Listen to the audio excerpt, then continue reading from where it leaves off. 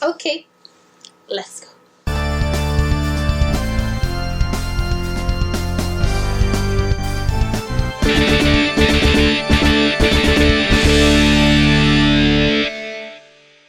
Hello everyone, I'm Angela and welcome back to my channel.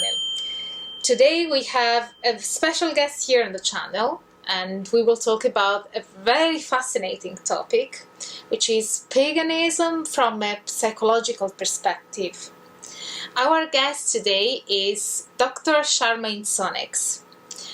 Charmaine is a psychologist specialized in transpersonal psychology and a lecturer at the University of Buckingham. She has conducted fascinating studies on spellcasting and pagan practices from a psychological perspective. And also she advocates, which I totally agree upon, the importance of studying paganism from a psychological standpoint.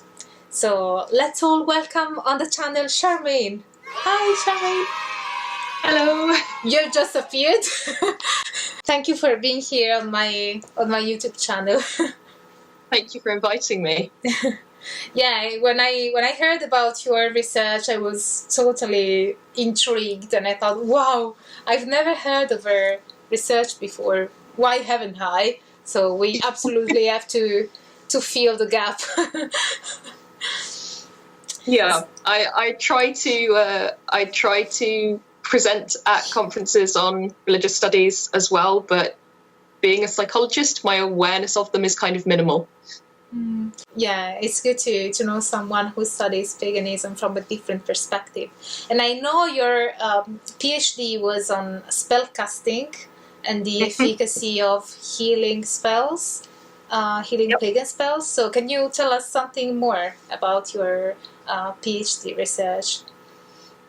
Yeah, so the main focus was looking at the efficacy, as you say, of distant healing spells. So it's kind of a project in 3 parts. So for the first part, I did a meta-analysis of existing distant healing research. So in meta-analysis, what we do is we take existing research that has already been published, research with statistical outcomes, and we will combine all of those outcomes together to get an overall view of what's happening with the research. Because it's one thing to do a kind of narrative review where you're looking at all the research and you're presenting all the different findings and you're kind of weighing it up logically, but statistically the results might be something different. And so with meta-analysis, you can put all of those statistics together and get a kind of overall answer. And so I wanted to do that with existing distant healing research because there's been an awful lot of it. And there hadn't been, at that point, a meta-analysis done for about 15 years or something. So I wanted to get a more up-to-date overview. And most of that, in fact, none of that research that we looked at had been conducted using pagan healing spells. So it's more to get a background of, okay, here's what other approaches are showing us. Is that something that we will then see in these pagan healing practices? And what did you find? Yeah. So we found some interesting results. We basically split the research into 2 categories. So we had what we called whole human, which was research where the recipients of healing were people. And then we had what we called non-whole human. So this was research that used plants, animals, and cells in vitro as the recipients of healing. So the cells were, sometimes they were plant cells, but often they were human cells as well, whether that was bone cells or maybe even things like cancer cells. And to see what kind of impact there was in healing of those sorts of systems as well. Because obviously humans, even in a double-blind study, there's some kind of expectancy, and so there could be placebo effects. So we thought if we looked at these kind of non-whole human systems, then placebo is unlikely to be an explanation. I think there has been some research to show that maybe rats do experience placebo, but I don't think the same can be said of lettuces. So we felt that that was fairly safe to look at. And what we actually found was that in both of those groups, there was an effect of healing, that healing was effective. The effect size was small, so this wasn't it wasn't a huge impact that we were seeing, but we were seeing an impact, and it was across both groups. And that effect still remained even when we controlled for quality, because unfortunately, a lot of the research into distant healing does have some methodological issues, especially around things like blinding. So blinding is where you hide what groups the participants are in from the participants so that they don't then have that kind of placebo effect. And if that doesn't happen, people can guess what group they're in, and they'll kind of, fill out their forms or their measures accordingly. So blinding is a way to help prevent that. And that doesn't always happen. And there are a number of other things that are kind of methodological issues with some of this research. But even when we controlled for that, even when we only took the higher quality papers, then we were still seeing an impact. So that was really interesting and really promising for later on down the line when I was actually testing pagan healing practices, because it seems like other approaches to healing, and there were a multitude of different approaches to healing that we looked at, did seem to have an effect. So that was quite exciting. The second part of the PhD was to then interview some practicing pagans to get an idea of what are the kind of core concepts of pagan spellcasting, because I was using that umbrella term paganism, and obviously there are lots of different traditions of paganism, each with their own ways of doing things, and of course there's a big community of eclectic pagans who will kind of pick and choose what works for them, and so there is a lot of variation in practice, but at the same time that umbrella term exists for a reason. And so we wanted to see what are these core concepts within spellcasting, so that when we actually design the study to test the efficacy, the kind of things that we're doing do actually reflect what, the way that people practice in real life. So if a practitioner from any tradition were to kind of look at what we were doing, even if they don't say, oh, I do everything exactly the same way, they could just say, no, that does actually broadly reflect what I do. So I had 8 people that I interviewed. They'd been practicing between, I think it was about 10 and 40 plus years, so some very experienced people from a range of different traditions. We had some druids. We had some people who were traditional lineaged Wicca, some people who were eclectic. And so we had kind of a range of different approaches in there.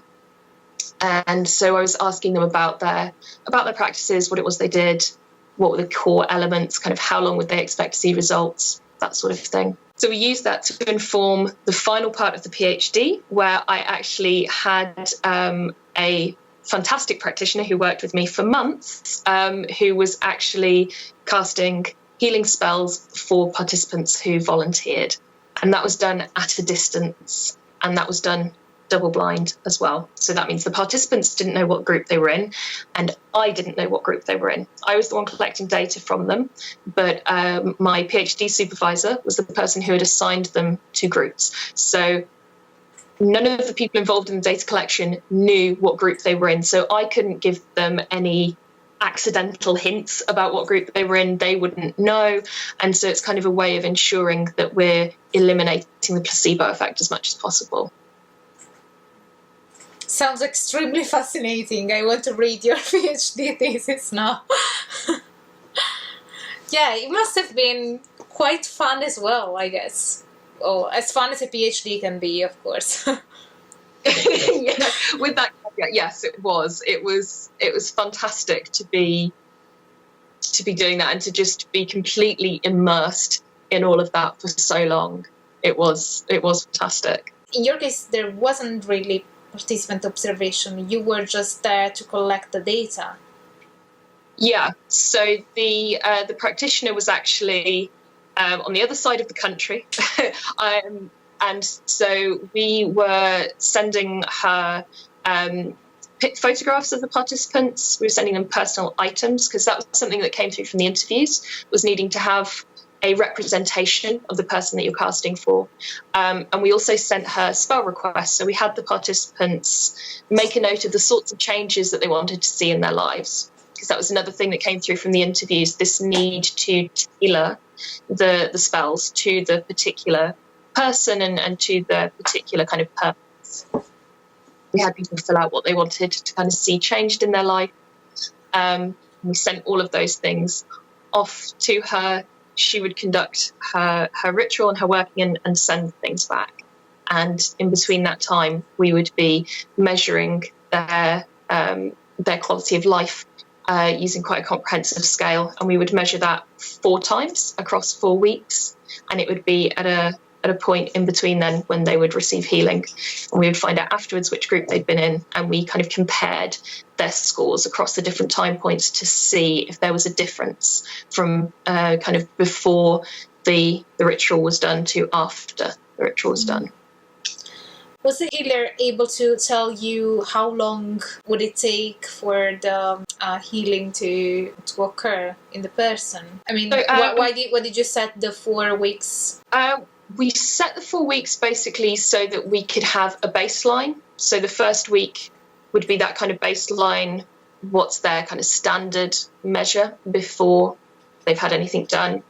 We had the 2 weeks because we had kind of 2 groups we would split people into. And so between that baseline and the first, and then between the first and the second week, and then we had the kind of last week was to see if there were any kind of tail off effects. So when we'd interviewed people, they'd said that effects were seen fairly quickly. And so we kind of gave it about a week. In retrospect, I'm not sure if that was long enough to really see anything or to be able to see any clear differences. And so there are things that if I were to redo the research, I think that's one of the things I would change, is maybe have a longer time period. But that was some of the feedback that we'd got, that the results could be fairly quick. And were you the person selecting those who would receive healing? How did you select the people that would be healed? It was entirely voluntary. So okay. I advertised the research that I was doing this, that the kind of rough thing that it would involve, and then people volunteered to take part. And basically everybody would receive healing. So we split the group into 2. We used what's called a delayed intervention design. So we split the group into 2, and first group would receive the first lot of healing, and so the second group would be their kind of their control, and then the next week the second group would receive their healing, and we kind of use the first group. So that was kind of the idea there with that. So everybody would receive healing, because we didn't feel that it was ethical from a kind of pagan perspective, with pagan ethics, to promise people healing and then not actually deliver it. Worked around that. Because there were 2 lots of ethics that I had to balance. I had to balance research ethics, and I had to balance pagan ethics with designing this as well. Yeah, that's a good point, actually, that it's not easy to balance the 2 things out, but you managed brilliantly. Thank you. So, and which were the results, the final findings from this research? So I would say that the results were inconclusive. We did see that across the whole group, then people did improve in their quality of life from the start of the study to the end. And they improved in the areas that they requested. So the measure of quality of life that we used kind of split quality of life into 4 different dimensions. And it was only the physical and the psychological dimensions where we saw this improvement. So environmental and social relationships, we didn't really see a significant difference. So we did see across everybody that increase in the areas that they'd asked for, which was really interesting. But then when we broke it down into the group differences to see if when Group A had healing and Group B hadn't, and then when Group B had healing and Group A hadn't, to see if there were any differences that we could attribute then to the practices, then we weren't seeing a significant difference there. And so we can't say that it was necessarily down to this spellcasting intervention, unfortunately. So I think it would be nice if there was more research done in this area. I think if there were, I think there are some changes to the methodology that can be made to be able to get a clearer idea of what's going on. But I think the fact that we did see that initial change in everybody in the areas that they asked for, I think is really promising, especially when combined with what we know about other types of distant healing. So it was inconclusive on one end, but on the other hand, it was promising in that by doing more research and more studies, you think that something more consistent might arise? Possibly, yeah. I think with science, we never just do one piece of research and then take that as kind of that is exactly the outcome. We look for replication. We try and do things over and over and over again to see if we get a consistent answer. So I think it would be really good to explore this and to have this type of research done more and more with pagan healing in the way it is that you see with, for example, intercessory prayer. There's heaps of research on intercessory prayer. So it would be nice if there were similar amounts of research on pagan healing practices to get a kind of clearer idea of what's going on there.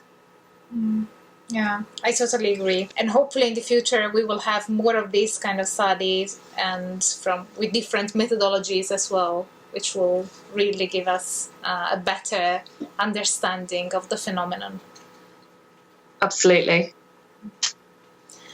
Moving on to your current research, which is on the relationship between religious orientation, nature connectedness, and happiness, which also includes the flow state. Can you tell us more about that, about your current research?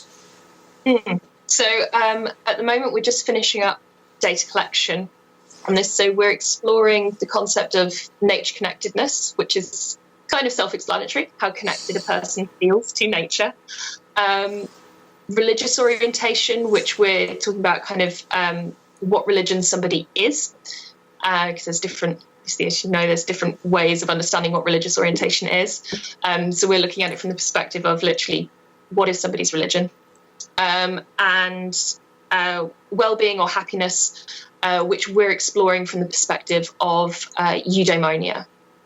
So eudaimonia is understanding well-being and happiness as not necessarily being about just the presence of positive emotions and the absence of negative emotions. That's called hedonia. Eudaimonia is basically well-being that's around living up to your full potential and being true to yourself, living an authentic life. So we wanted to look at how all of those were interlinked, because there's been a lot of research to show that nature connectedness is linked to both eudaimonia and hedonia. There's a really strong link between nature connectedness and well-being. And there is quite a strong link as well between religious practice, being a member of a religious organisation, and well-being. There's lots of mental and physical health benefits of following a religious path. And so we wanted to add in, we wanted to add into that kind of paganism as well. So to explore how all these things can be interlinked, my colleagues and I created a survey with a whole load of different measures in. So to measure nature connectedness, it included a measure of, there's the nature connectedness scale, So it looks directly at nature connectedness. We also had a measure that looked at what are called biophilic values. So the biophilia hypothesis is this idea that because our evolution as humans has been so shaped by our environment on so many levels, we actually have this kind of innate yearning for experiences with nature. And there are different ways that we interact with nature, and they're called the biophilic values. So an example would be a utilitarian biophilic value would be looking at the ways in which nature is useful. A symbolic biophilic value would be expressing ideas through nature-based metaphors and symbolism and things like that. So there's 9 different biophilic values. So we took measures of those as well to see if there would be differences there, not only in how connected people are to nature, but in the ways that they connect to nature. We also measured people's childhood experiences of nature to see if there's a connection there, if that had any influence. And then we also asked people to complete a wellbeing questionnaire. So this is one that was created by RIF. It's the Psychological Wellbeing Scale, and it looks at wellbeing from a kind of eudaimonic perspective. So it was a whole kind of battery of tests that people filled out, along with demographic stuff about kind of what their religious orientation is. And we included atheist and agnostic in that as well. And so we're going to be kind of putting all of those together and seeing what the relationship is.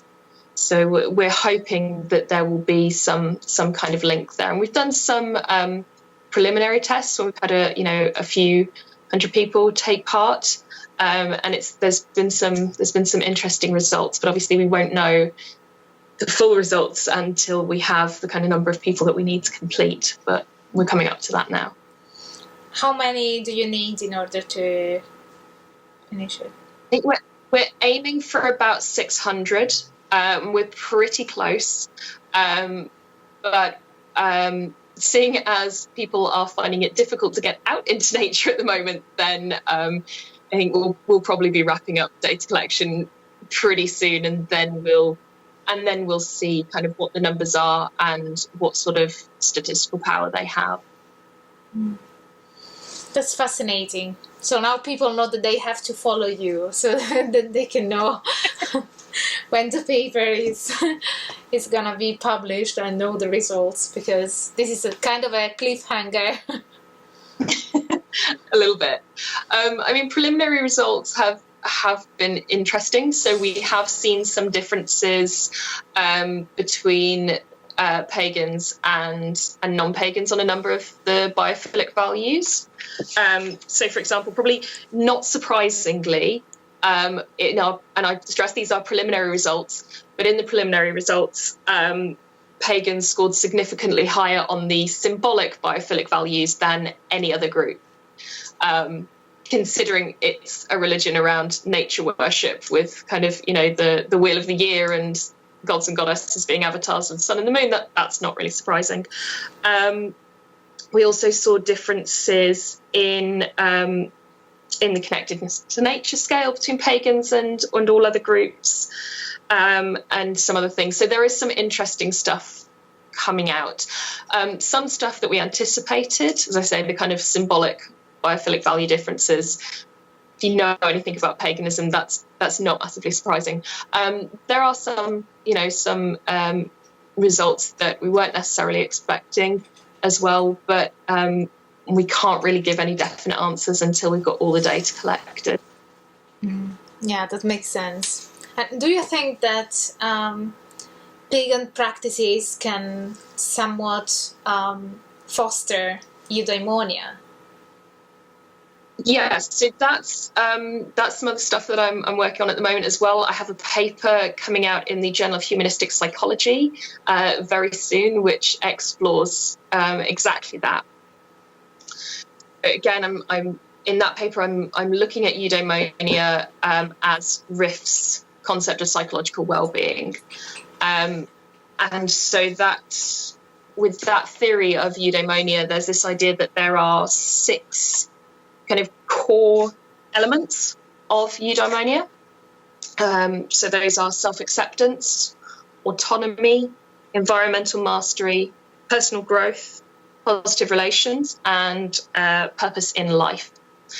And so I kind of, in the paper, I go through how each of those is fostered in pagan practice, because I think there's a lot to be said for pagan practice in all the things that it can do. So, for example, self-acceptance, I think, is something we see a lot of. There's an acknowledgement of light and dark in paganism. A lot of people will do shadow work. There is an acknowledgement of both kind of light and dark in people and in nature. We see people being branded as fluffy bunnies, kind of inauthentic pagans, if they're focusing purely on kind of light and love and not acknowledging the darker side of things. So I think that that kind of speaks a lot to this idea of embracing all of yourself, not all the elements of yourself. And we also see it in things like the sacralization of the body and sex. These things aren't treated as something that's kind of sinful or shameful. It's a part of human experience that is embraced, and that can be massively healing for everybody, but especially for marginalized groups like LGBTQ plus people and women who have, massive expectations put on them around their body and those sorts of things. So having that all kind of sacralized in the religion can be massively beneficial for things like self-acceptance. With autonomy and environmental mastery, it's obviously for a lot of pagans, there is this emphasis on personal agency, having control of your own practice, having direct experience of the divine. For a lot of the pagans that I interviewed, that was the thing that drew them to paganism, was having this unmediated experience with the divine, not having to go through the clergy to be able to have that experience. And, if we're looking at environmental mastery, this idea of having mastery over your environment, having control over your environment, then spells for purpose very much indicate that is a thing that you can have.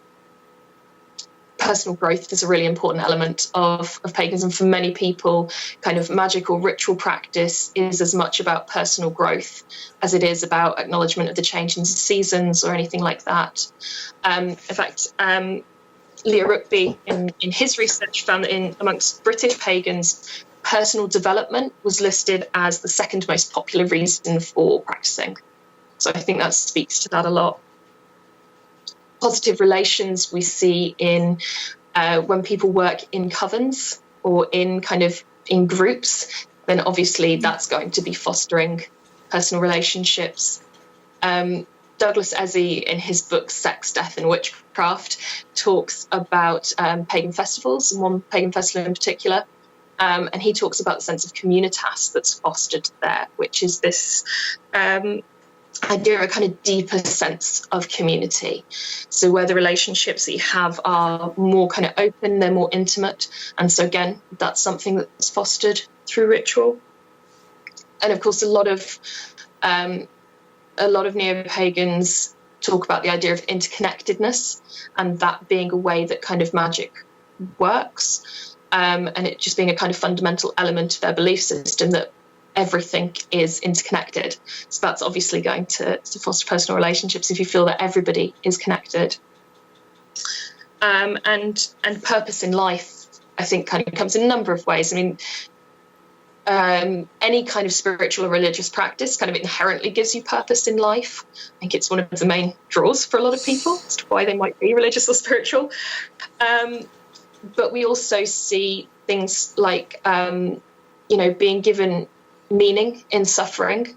So if there's an acknowledgement of dark things, going on, and kind of pulling through that and being stronger as a result, that can bring meaning to suffering, which can be really helpful for people. It can really help them cope with traumatic times if they find that there's a meaning in there or something to be gained.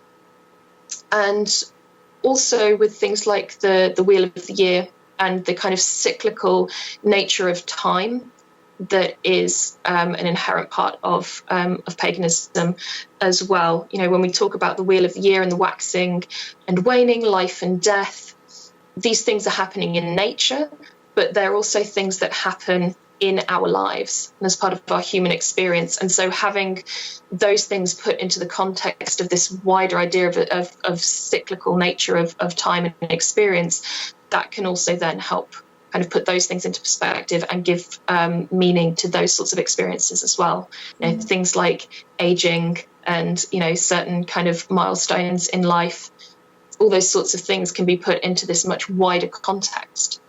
And that can be really beneficial for us as well. So this is all stuff that I want to explore, because these are, these are psychological concepts, and I think they're really useful ways to explore pagan practice. Yes, indeed it is.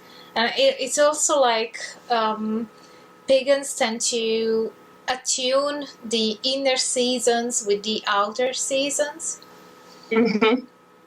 Yeah, which is another form of connectedness, which is the one you were talking about, really. Yeah, absolutely. So it's all, so many of them are kind of interlinked, and you see them all coming into play in pagan ritual and in pagan practice.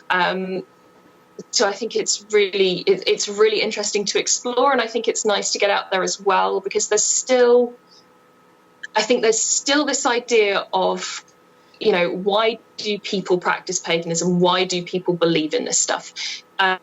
Especially when researchers come to discover that a lot of pagans are well educated and will often have degrees, and, you know, maybe in things like statistics, so they understand probability. You know, this belief in magic is not just down to a kind of cognitive deficit. Then the question becomes like, well, why would sensible people be studying this inherently nonsensical thing? And so by actually exploring all these concepts through psychological theory, I think it's kind of, well, here's an understanding of actually this is what people get from this. This is how it can be really beneficial and how it can make sense to a lot of people. Although I like that kind of with gradually bringing weird to the mainstream. I mean, the fact that paper's been published in the Journal of Humanistic Psychology, which is a mainstream journal, I'm really excited about. It's part of a special edition that's looking at magic, mysticism, and altered states of consciousness. So there's lots of articles in there from people exploring similar sorts of concepts from a psychological perspective. And it's really exciting that a mainstream journal is publishing a special issue on this. Congratulations. Thank you. I was just invited to contribute an article, but I was so happy that, you know, that is being published, that it's being put out there in the mainstream. So hopefully we can maybe make it less weird. Yeah, and it is important to study outliers. Which is something that I also talked about in the Q&A for the first 1,000 subscribers. Yeah, absolutely. You can learn as much about a culture from exploring what is on the fringes as from exploring what is in the mainstream. Absolutely. Yeah. You advocate for more studies to be done on paganism from a psychological standpoint, from a psychological perspective. So I was wondering, what is the current state of academic research in the field of psychology with regards to magical practices and paganism? Yeah, so there's not so much really. I mean, my focus is on kind of paganism, so rather than kind of magical practice broadly. So I think there are some people exploring kind of magic practices in general, but I'm not really aware of people who are specifically within psychology. I know myself, obviously, looking at this stuff, and Melissa Harrington is another psychologist who kind of explores paganism. She came up with the concept of the kind of coming home story of conversion to paganism. So there are there's set kind of conversion stories that people have. There's kind of very general stories that people have where they'll convert in specific kind of ways. And she identified that none of those really reflected the experiences of pagans.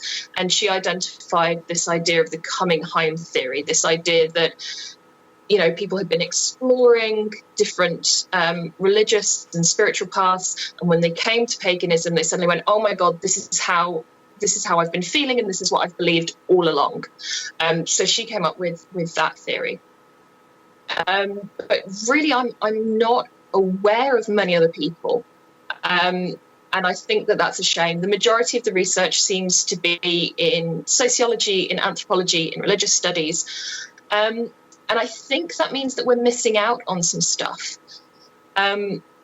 So flow is something that I've identified in my work. I mean, Douglas Ezzy points out again in his book in about 2014.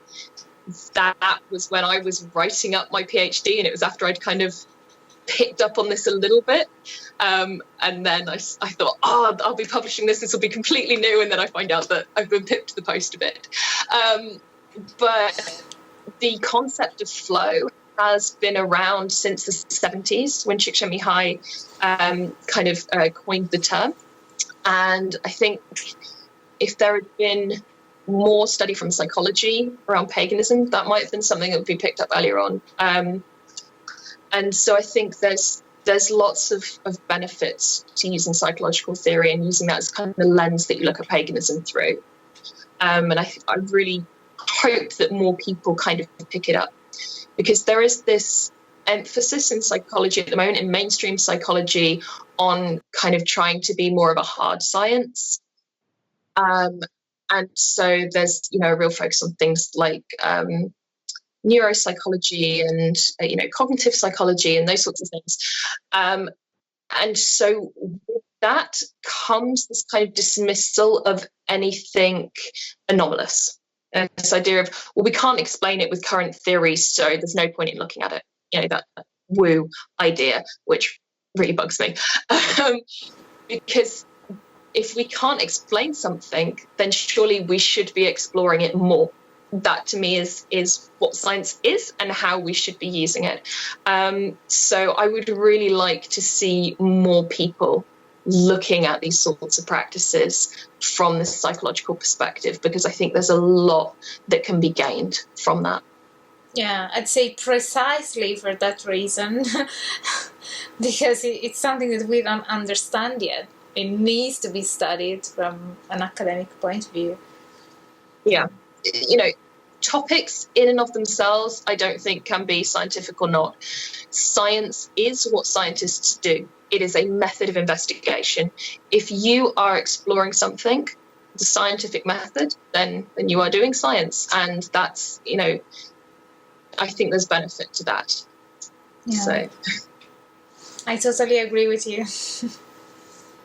Thank you very much, Charmaine. I think that your research and your studies are absolutely fascinating, and I think that you all should check out her work. I will surely do. So thank you again for being here on the channel and for doing this interview with me. So hope you all liked this video. I'm sure you did. If you did, smash the like button, subscribe to the channel, activate the notification bell so that you won't miss any future video, and as always, stay tuned for all the academic fun. Bye for now.